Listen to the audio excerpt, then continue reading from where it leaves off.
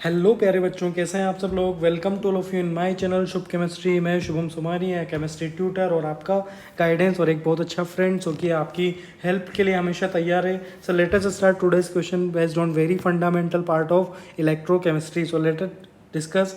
हमें सबसे पहले करंट की वैल्यू गिवन है और ये 200 ml सॉल्यूशन है LiCl का। हमें वॉल्यूम गैस का कैलकुलेट करना है।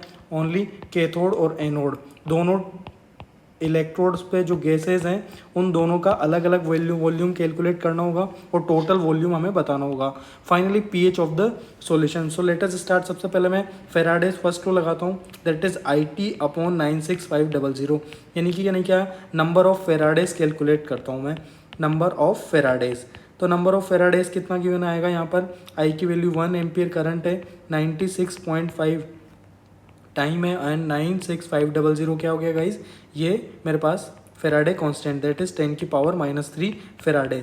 इतने फेराडे करंट पास किया गया है। अब कैथोड और एनोड के सबसे पहले बात करते हैं रिएक्शन की। तो कैथोड पे कौन सी गैस एलिवेशन होगी। कैथोड पे गाइज हम बात कर रहे हैं तो 2H+ आपस में 2 इलेक्ट्रॉन बैलेंसिंग के लिए कौन सी गैस एलिवेट करेंगे, H2 गैस।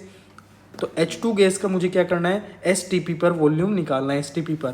तो STP पर वॉल्यूम निकालने के लिए क्या करें, यहाँ पर कितने फेराडे पार्टिकल्स रहेंगे, number of Faraday is equal to number of electrons होते हैं, यानी कि 2 फेराडे यहाँ पर H2 के पास हुए हैं। तो now what I can write here that 2 Faraday is equal to what I can write, कितने मोल, एक, यानी 2 इलेक्ट फेराडे से कितने, 1 मोल्स ऑफ H2 गैस। तो यहाँ से कितने फेराडे अवेलेबल है मेरे पास फेराडे अवेलेबल है 10⁻³ तो यहाँ पे क्या लिख सकता हूँ कि 1 × 10⁻³ Faraday is equal to 0.5 × 10⁻³ moles of H2। क्या मुझे मोल्स ऑफ H2 गिवन है, यस ऑलरेडी सॉल्यूशन में गिवन है, यानी कि 1 × 10⁻³ फेराडे, ये फेराडे अवेलेबल है। ये किसके बराबर होंगे, ये 0.5 × 10⁻³ मोल्स के बराबर होंगे। कौन से मोल्स, H2 गैस के मोल्स। तो यहाँ से मुझे मोल्स पता लग गए, तो 0.5 × 10⁻³ मैं इसको वॉल्यूम से मल्टीप्लाई करता हूँ, दैट इज 20224400 मिलीलीटर। क्या मेरे पास ये वॉल्यूम आ जाएगा 11.2 मिलीलीटर। किसका आ गया गाइस, H2 का। क्या मेरे पास कैथोड पे जो गैस एलिवेट थी उसका वॉल्यूम इजीली कैलकुलेट हो चुका है। बात करता हूँ मैं एनोड वाले पार्ट की।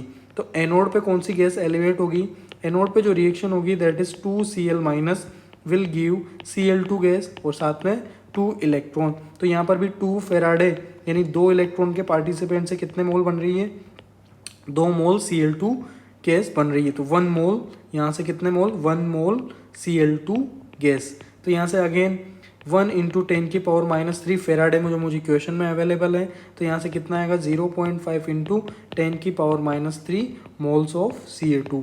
क्या यहाँ से मुझे वॉल्यूम मिल जाएगा।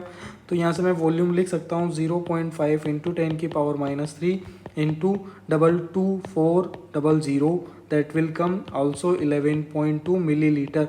बट ये कौन सी गैस का वॉल्यूम है, Cl2, और ये कौन सी गैस का, H2।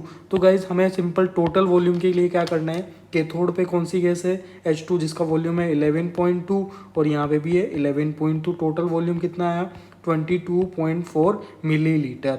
Now the first part is complete. हमें वॉल्यूम पता चल चुका है क्वेश्चन में, तो वॉल्यूम निकल गया। अब पीएच निकालने के लिए मैं क्या रिलेट करता हूँ, हमें एक सिंपल सा फंडामेंटल कंसेप्ट यूज़ करना पड़ेगा यहाँ पे, that number of Faraday is equal to number of Faraday जो होते हैं 1 इक्विवेलेंट ऑफ किसके इक्वल होता है, OH माइनस कंसनट्रेशन के। यानी OH माइनस कंसनट्रेशन को क्या लिख सकता हूँ मैं, नंबर ऑफ फेराडे, और अगर कंसनट्रेशन निकालनी है तो मुझे वॉल्यूम से डिवाइड करना होगा। पर तो वॉल्यूम यहाँ पे फेराडे 10⁻³ अवेलेबल है, वॉल्यूम 200 मुझे गिवन है। अगर मैं मिलीलीटर में कन्वर्ट करता हूँ तो 10⁻³ it will come 5 × 10⁻³ molar. Now what I can right, मुझे पीएच का POH निकालना है। तो पीएच का फॉर्मूला क्या होता है, minus log of OH minus concentration. OH minus concentration is easily available. यहाँ से जो पीएच आएगा वो आएगा 2.3, और पीएच कैलकुलेशन के लिए क्या मैं इसे 14 में से माइनस कर सकता हूँ, तो 14 - 2.3 that will come 11.7। I hope it is clear to all of you guys, thank you.